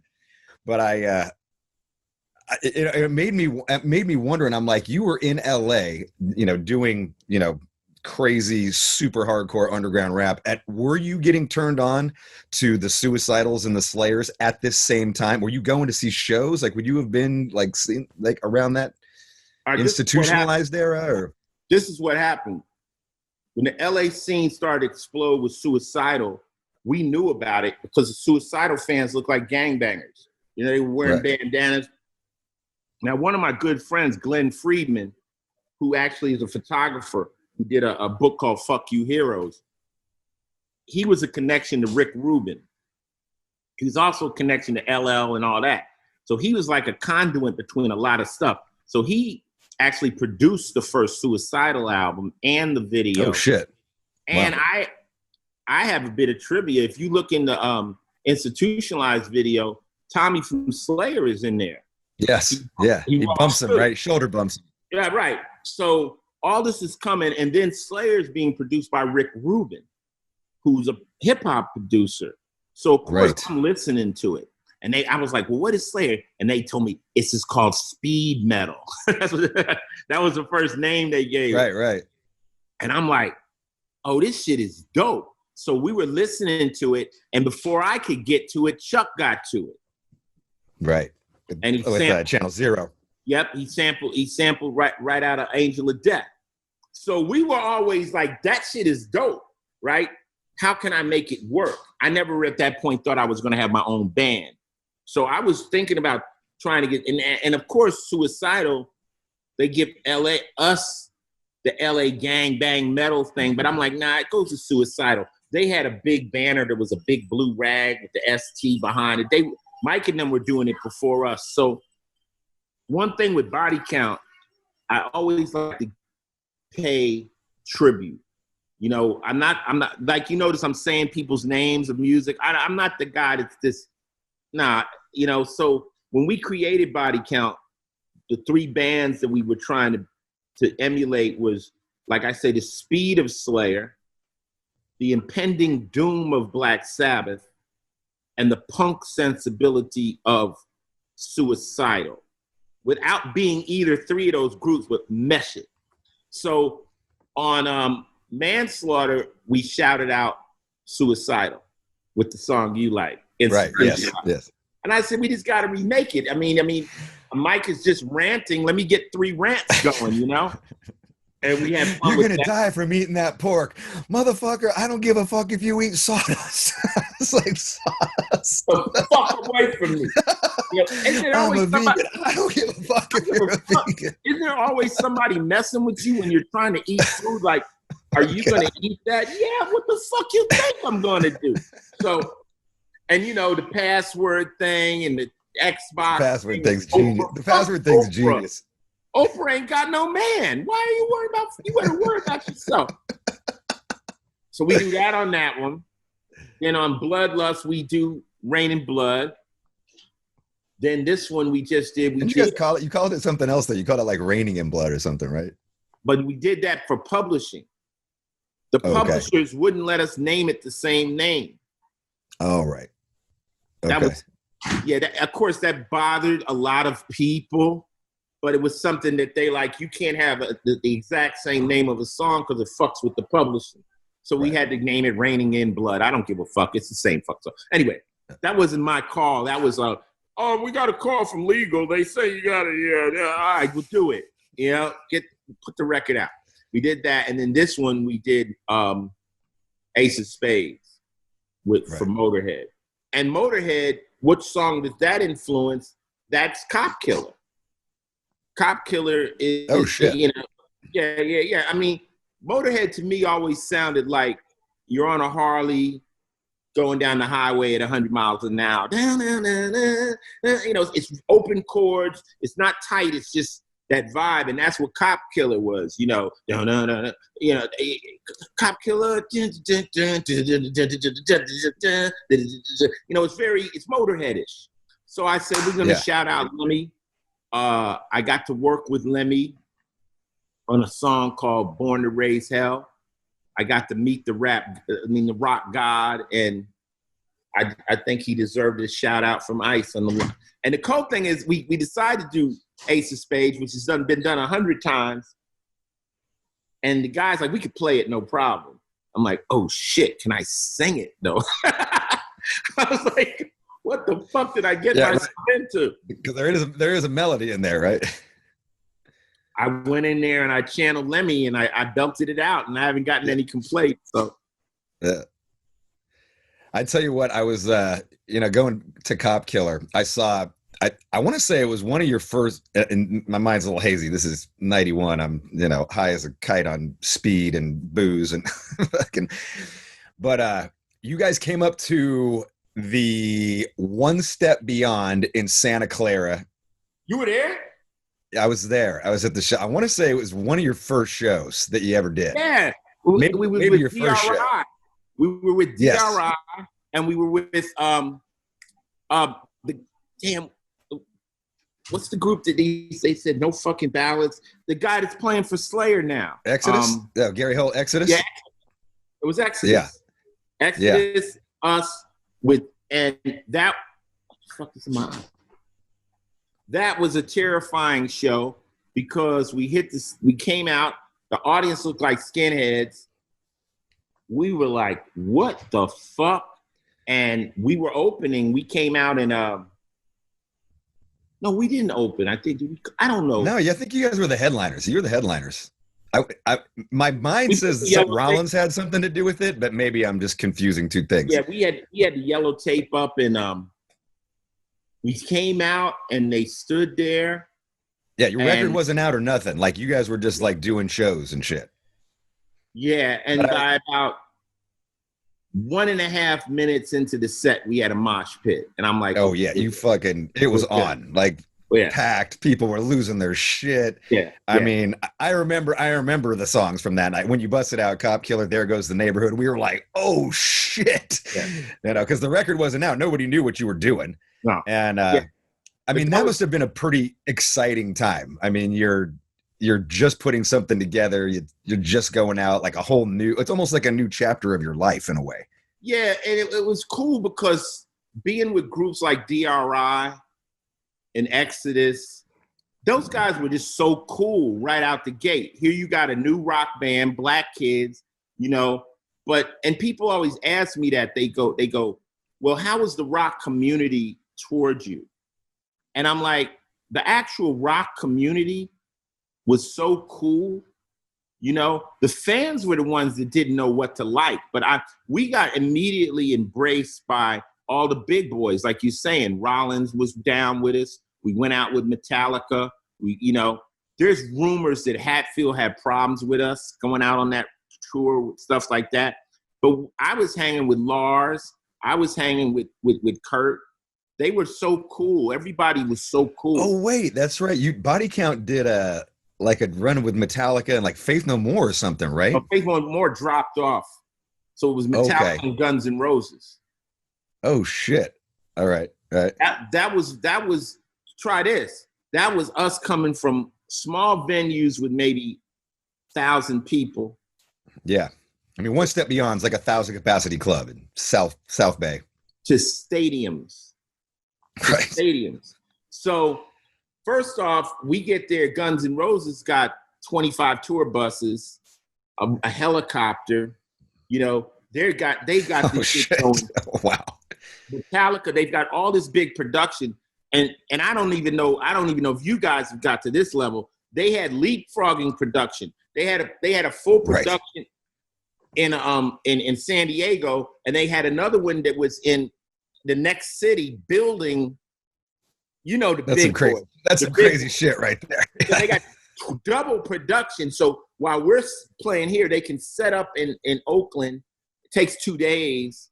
So now we come out and we're all right. Like the stage is that big. We're this big on the stage, right? Right. We're like playing on a. You can go from here. You can go to here to here. No, but dig it. I had a wireless mic, so they had these big ramps that went out into the audience, like on the side. And I'd always seen Mick Jagger and them run out these ramps. I had never played on nothing like this before. So my dumb ass decides I'm going to try to run out one of these ramps. Dude, I was out of breath. I got way out in the audience, and I looked back, and I was on the Jumbotron, and I looked for the band, and the band was this little. I looked back. I'm like, yo. And I just caught myself in the crowd, and I'm like, yo, y'all got to just rock with me, man.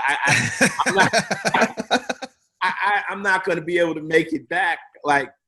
And I noticed that way out there, they got volume pedals and all kinds of tricky shit out there for them to make it out there so they can do their shit. Dude, I'm out there with a cordless. I was like, man. So that's when that was welcome to major league metal. Like, not your good rock band. This is Guns N' Roses. I mean, they probably guarantee was a couple of million a night. They were doing right. I mean, what an honor! What an honor to get Metallica, Guns N' Roses. That's fucking crazy. I mean, especially at that point, this is the two biggest bands on the fucking planet, pretty much.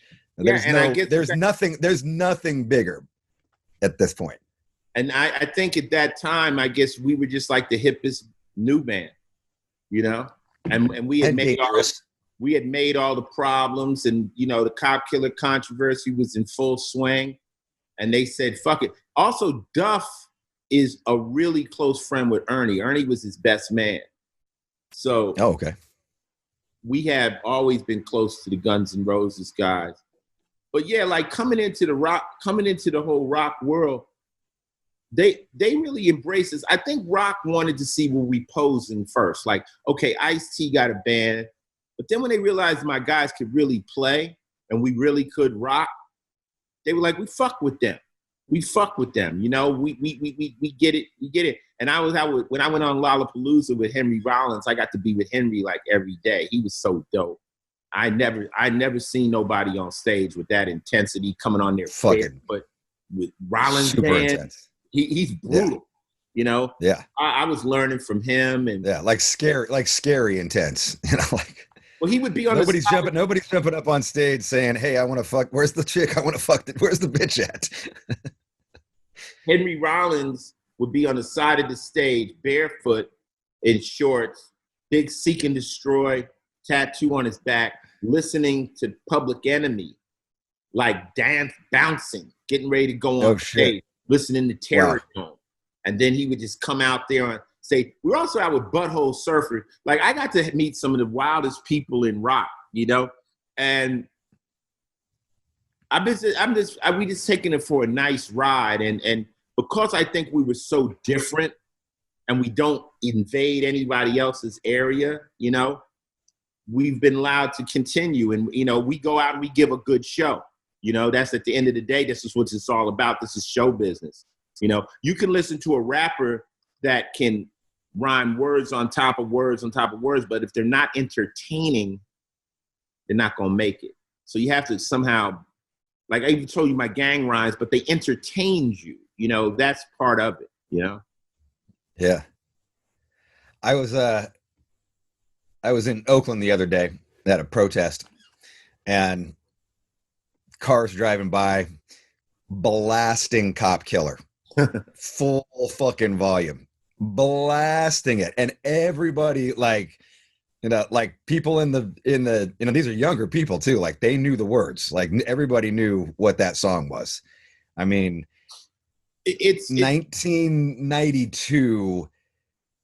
I don't know if there was a bigger controversy happening in any genre of music, rap, metal, whatever you want to call it. I mean, I can vividly remember I want to say it was like a press conference you did, like around, like, I think Warner was dropping the record or pulling the song or something.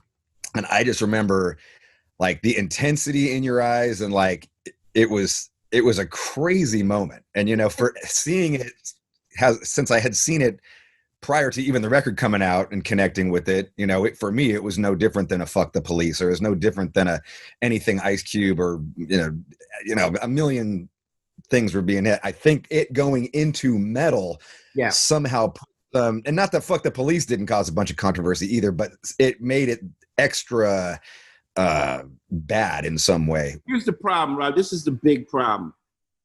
When you start to infect other demographics, other races, other people with all the same rage, you have a problem. So if I'm yelling fuck police, it's only black kids, that's not a problem. White kids, bigger problem. Mothers, bigger problem. That's what's going on with this protest right now. It's everyone that's out there mad. So they don't know what to do. So when they saw Ice-T saying Cop Killer and millions of white kids putting their fists in the air, this becomes a problem. When you try to transfer like rage to other people, that worries the status quo. That worries how everything is perceived. So when we went out there and we were singing it, like, you got to remember, like, we're on Lollapalooza. We got all these, you know, over a million kids saw that. Now they're running around, fuck the police. And like, I did an album called Home Invasion, where I kind of like said that, you know, when the father sits down and he tells his daughter all those niggers are rioting in LA, and his daughter says, they're not niggers, Dad. And the problems are systematic racism. And these are the problems. And the father looks over at the daughter, but doesn't realize she's got a Public Enemy t-shirt on, and she's been listening to Ice-T, and Home Invasion. Like, so music, more than anything, brings different ideas and ideals to different people that would never even conversate. You know, from your band's perspective, if you say Body Count is dope, do you know how many new fans we get? Do you know how many people that would never fuck with us but just fuck with you? And vice versa. You know, my fans be like, oh, you guys fuck with Machine? Yeah, oh, okay, shit, okay, let me check it out. When you start unifying, it just builds. It's just progressive and everything happens. So, you know, to have a record, we're one of the first and only records ever to be pulled off of a major label. Just pulled. You talk about censorship, that shit's gone. You can't even get the record now. So that's history. They pulled, at least what I remember, they pulled the song off of the record, and then did they put it out again with a different cover and or did it just never come back out again? This is what happened from the horse's mouth. It was out of control. I mean, it had to have been fucking crazy for you. Like, the president was talking about it. They were giving bomb threats to Warner Brothers. Oliver North said some shit. I was like, fuck I you, mean, Oliver North. Like, fuck that motherfucker. Sedition, which is punishable by death. So I was just like, then they spun it. You're doing it for the hype. You're doing it for this. You're doing it for that. I was the one that said, you know what? The record had already went platinum. I was like, pull that record. Pull it. Like, fuck it. Like, I'm not going to die. I don't need to die on this hill. We pulled the record and gave it away. We made CDs. So at the shows, we would give it away free because they said we did it for the money. We didn't do it for the money. Give it away. The whole album or just the song Cop Killer? We pulled the song Cop Killer. We replaced it with a song called Freedom of Speech. Right. And at the shows, we would throw and give out the Cop Killer single. And gotcha. That's how it ended. That ended up with Warner Brothers being attacked. Warner Brothers really never came at me. They never would. They got stuck with me. Like, you got to remember, Warner Brothers at that time had me. They had Slayer. They had Sam Kinison. They had the Ghetto Boys. They had Prince. They were being edgy at that time. And I remember I met with Lenny Waronker and Mo Austin, and they knew, they said, as soon as they can censor us, it's a wrap. They're going to come after every fucking thing. And I remember we were under the gun. The other group that was under the gun right during our time was Cannibal Corpse. You know, on a whole nother front, because they're doing Butchered at Birth and, you know, I Come Blood. on an independent, great shit. But they're going on an independent though, as opposed to Warner, which is like a publicly traded company at this point. But they're looking for the worst of the worst. So here's Cop Killer over here. Here's, you know, Rape, Murder, Kill over here. You know, like, I mean, just the titles. Chris and them would write the titles of the songs were like, I Come Blood's genius, even by today's standards. So there, but I never pointed at them and they never pointed at me. I was just like, yo, I'm just, you know, I ended up working with Chris Barnes and 6 Feet Under on a track, One Bullet Left. And then I actually became friends with the new Cannibal Corpse, Corpse Grinder, and all them guys out on the road. Fuck yeah. So shout out to Corpse Grinder. Love him. Yeah, he's a big funny guy, right? He's the best. He's the best. Yeah. Love that motherfucker. I'm like, Corpse Grinder, how did you get this gig? Singing the songs in my bedroom. I was singing all the songs in my bedroom. And I just basically I went and I sung them and they said, you got the gig. I was like, what the fuck? Yeah, he's dope. But I became friends with all them. But, you know, history, they say you either make something or you break something. And I think I've done it both. I made some stuff and I broke some shit. So, you know, it's what it is. And now to be 20-something, 30-something years later, and we're still dealing with the same bullshit, you know? And I don't hit the target the same way. People like, remake Cop Killer. I'm like, it's done. That's a song. It's in our set. We close the show with Cop Killer. Why would I remake the song? I don't need to. So sounds like Point the Finger, I just did with Power Trip, or No Lives Matter, or Black Hoodie. We got nominated for a Grammy for that.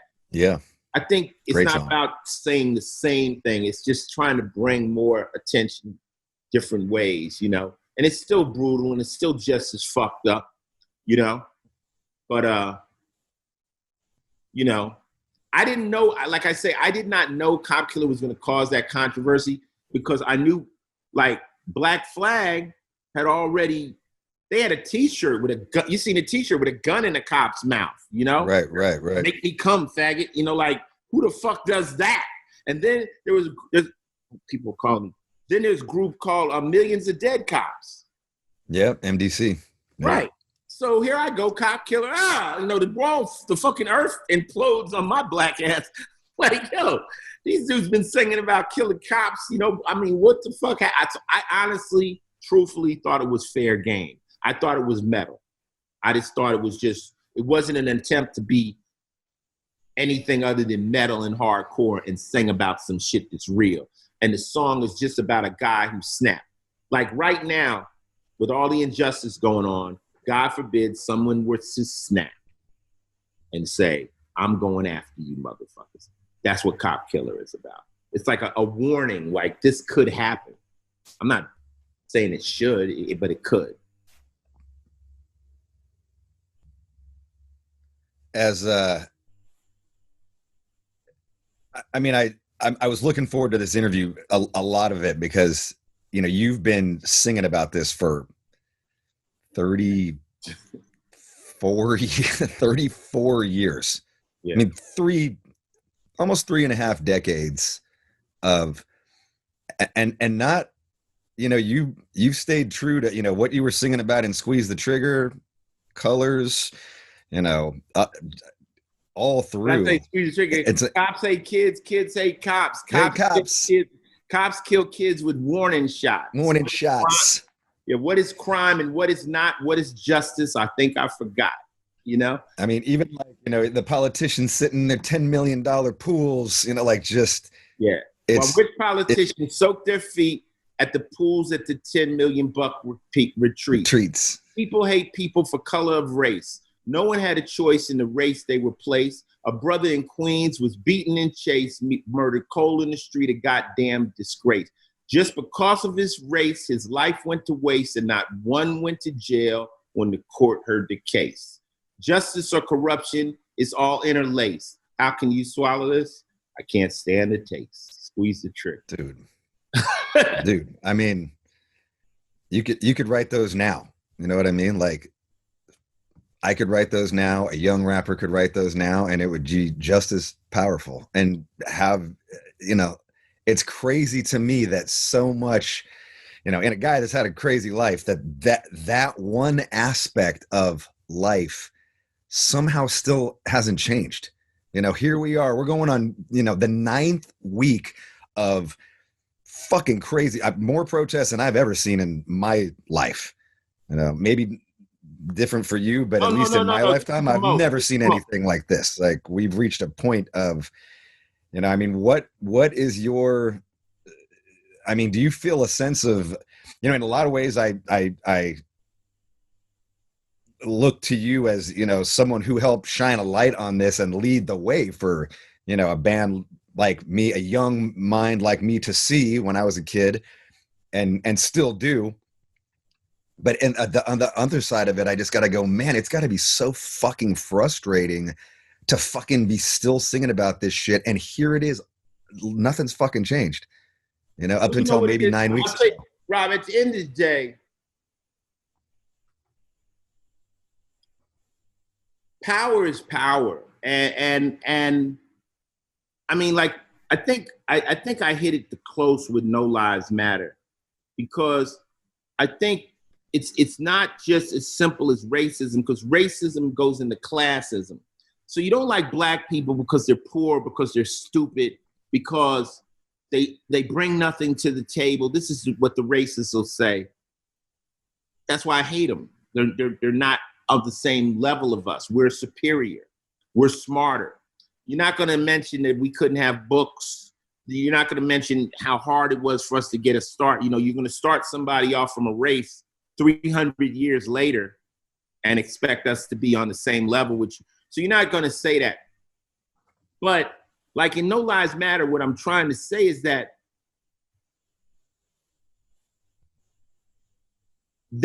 race is just another tool of determining who you are and where you stand and how they can treat you with the police. All right, the police. Because, like, all right, I'm playing a cop on TV. They'll make a statement. They'll say, oh, well, these people, they're from the Upper East Side. Tread lightly. What are they really saying? They're saying they have money and they can fight us back. So they have money and they can fight us back. So treat them with respect, because they'll sue the shit out of us. But when you go in the hood, bust them in their head because they can't fight back. So they're going to size up the Mexican kid. They're going to size up the poor white trash kid. They're going to size up every fucking body and treat them accordingly to what drama they can bring back to them. So now I'm Ice-T. If they pull me over, like, I have all my cars registered to my LLC. So they know who they're pulling over now. And they also know that they better not play out the way, because I got the funds and the means to bring drama back to them. The average person doesn't have that. So black, brown, like I say in that song, I said, black skin has always stood for poor. You know, This is basic shit. They know who they're fucking with, you know? So it is, you got some good old boys just fucking hate people, hate niggers, and they just want to do it. But then you've got other cops that are sizing up the person they're dealing with and determining how to treat them. They're not going to pull anybody out of Beverly Hills and tell them to sit on the curb. They're not going to do that. But when they can catch us maybe not looking like we got anything, and they're going to fuck with you. And that can lead to them killing you. And that can lead to them, you know, hurting you. Now, the theory that because you're the law, I should let you manhandle me and disrespect me, and that's like bow down to the law. Hey, you want to put the handcuffs on me? Maybe I don't fucking want to put the handcuffs on me. Well, that's called resisting arrest. So the law has a lot of fucking power. It's got a lot of fucking power. And we grow up just kind of like, you know what, just to be obedient, just bow down. So as a black guy, you kind of learn, like, just be like, at that point when he shows up at that window, he's the master. Yes, sir. No, sir. I'm reaching for this. I'm reaching for that. Please don't shoot me. White people don't know how to do that. White people ain't with that. They don't. That's why you can't even get people to mask up, because white people ain't in the rules. They like, can't tell me what the fuck to do. We're used to being told what to do. No, you can't. Oh, no, I'm not doing this. You see what they call them, Karens and all them. They're losing their fucking shit because of a rule. They're not used to fucking rules. And the more wealthy you get, the less you're used to rules. So I'm just trying to, you know, my thing has always been, I judge a devil by its deeds, man. I don't look at anyone's race. I don't, the whitest, squarest guy might be the guy that pulls me out of the fire. I don't know. And my homeboy looking dude is the one that's going to stab me in the back. So if me and you became really close friends, I'd watch you and I'd watch how you treated everybody. Not just how you treat me, how you treat everybody. Because if you got a boy who's cool with you but scandalous, it's just not your turn yet. That's his get down. He's a scandalous motherfucker. So you got to weed these people out. I tell girls all the time, I'm like, if you got girls that are always talking about fucking their other boyfriends, girl's boyfriend, it's just not your turn yet. That bitch is your man, you know? So my mission in life has always been like to try to get us all together, to understand we're mad at the same shit, you know? And that's the ultimate fear. The ultimate fear is for have all people not racially divided or religiously divided mad at the same shit. And Henry Rollins taught me that. Henry Rollins taught me, he said, Ice, it's not about being mad at everything. It's being mad, really mad at the right shit. And it changed my whole life. I was just like, you know what? You can't be mad at everything. You know, you just have to really be surgical with this shit, you know, so that you're not just blaring out anger and aggression. And that's the early Ice-T. That, you know, I'm young, I don't know. But as you get wiser and older, you say, let's figure this out. Let's focus and pinpoint this shit. So we're singing or we're making a record about some shit that we can actually help our audience, you know, to understand. They appreciate it too. They do. We make, as an artist, you're making your fans grow. They grow. We grow off music. Music sometimes more molds us than life. Different songs. I'm telling you, that song changed my life. That song changed my life. So we have a duty, you know. Some bands are just dumb fucks and you shouldn't listen to them for any guidance. You know? Like people say, well, should every artist be political? I'm like, no. Leave that shit alone. Like if at least have a little knowledge about what you're talking about before you try to talk about something that affects other people. Right. How was that rant? That was my rant. That was good. That was good. I love it. I tell you, the one thing that gives me some hope in all of this is I can't recall a time when Like Black Sabbath just put out a Black Lives Matter shirt with the Masters of Reality album cover font and logo.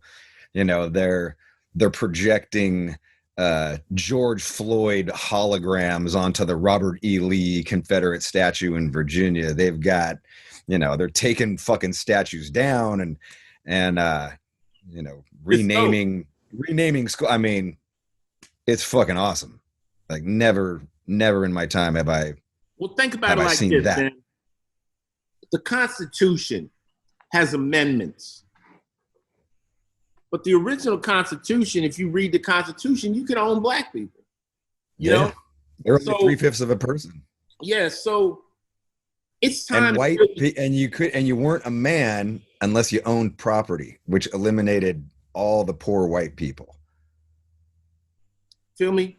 So what you're doing now is it's time really to take the Constitution and bring it up to 2020. Like, let's look at the Bill of Rights, all these different things. There's been times in life where we had to change things. Now you've got the big gay, lesbian community. There's new things that happen in life that the world needs to adjust to. We have to adjust. You know, we can't just stick by some shit that was written hundreds of years ago. How long was the Constitution written ago?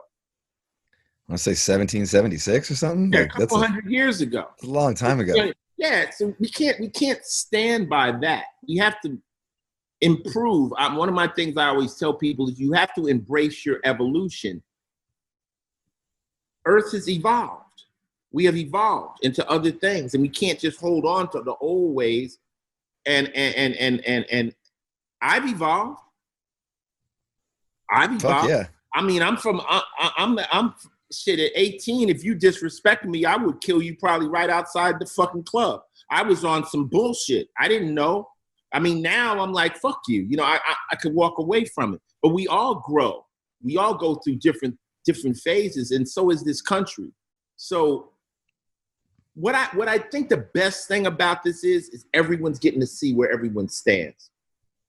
Like, that's beautiful. Black Sabbath is doing stuff like that. We produced a Black Sabbath album, you know, Illusion of Power. Ernie actually worked on that album. And I'm on the song Illusion of Power. But I already know they cool, but to see them do that. Yeah. So right now you're getting it's a good chance to look over to your left and your right and say, oh, that's how you really feel? Okay, I got you. It's like everyone's pulling the sheets off. Everyone's being able to, and especially in the metal community, a lot of people think metal is racist. Yeah, you have racist metal like Screwdriver and all those hardcore bands with doing that kind of shit. But from my experience, no. From my experience, no. And I'll tell you, when I was doing the Slayer record, I was in the studio with everybody and we were working with Rick. And that night they had this KKK shit on the news. And it was white supremacist cats and they had on Slayer shirts. And Carrie was like, I can't wait till they hear this one, you know, because he knew he was working with me. So, right. You know. Oh, this is the collab that you guys did for like Judgment Night? Yeah. But the moment of watching these kids use this symbolism as they thought it, you know, because, you know, the way singers slay, Slayer sings, sometimes they sing in the voice of the devil or different, but that's defender of the Aryan race. That's the only line they needed to hear. They were like, oh, Kyle, you know, like, right. But that's the devil. They're singing as the devil, you motherfucker. So anyway, Carrie was very cool. Like, I can't wait for them to see this because that ain't what we're about, you know? I mean, Tom is from South America. You know what I'm saying? Right. It's like, people don't know what's going on. So I think music is the forefront of change. And I think collaborations and things like that really help. It's easy to hate somebody you don't know about. If you don't know them, it's easy to, you know, we all can stereotype, oh, those guys won't be cool. Those guys, and you don't even know them. You know what I'm saying? You don't even know them. So I'm fortunate that I've been around the world and met so many cool people that I'm like, yeah, the assholes there's fewer assholes. They just got louder mouths. You know what I'm saying? Right. It's got louder mouths. You know. Ice, man. I want to thank you for being on No Fucking Regrets. This was an honor. Yeah. So what's up with you guys? What's happening now? What are you doing over quarantine? You know what? I've been doing every Friday I do this acoustic happy hour where just I get on stream and we drink, play acoustic songs for a couple hours. We just dropped a couple new songs one of them was about the George Floyd incident. It's called Stop the Bleeding. Is that on YouTube? Yep, we just dropped it. Yeah. I collaborated with Jesse from Killswitch on that one. You know, I mean, I wrote the lyrics the day that I saw the video, sang it that day, like just vomited it out. Right. Sent the lyrics to Jesse and was just like, bro, you want to do this? And he was like, I'm fucking 100% all in. So it was just this. What's it called? Spontaneous. It's called Stop the Bleeding. Stop the Bleeding. Dope. Yeah. I mean, we just did that Vakin live shit. Oh, right on. That was hard. Yeah. Yeah, doing a live. You performed? Yeah, we Body Count did a whole set at the Whiskey, and they taped it, but it's like it's weird because you're playing but no one's there. Right. And then also you're doing song stop, where you don't have that adrenaline to push you all the way through a set. I can stand on stage for an hour when I'm on adrenaline. After about 5 songs, I was like, yo, hold up, man. Like, what's going on? But we got through it. But we did that. It's on the internet someplace. But yeah, I just saw something about that. Yeah, I don't know if I'm ready for all that. It's harder than it looks. Yeah, like playing it's like a rehearsal kind of, right? It's like a rehearsal, but they're. But are you talking to you're talking to the camera though? Like you're like, hey, everybody. Performing. Yeah. You're performing. It's no sense in talking to the audience because there ain't no audience.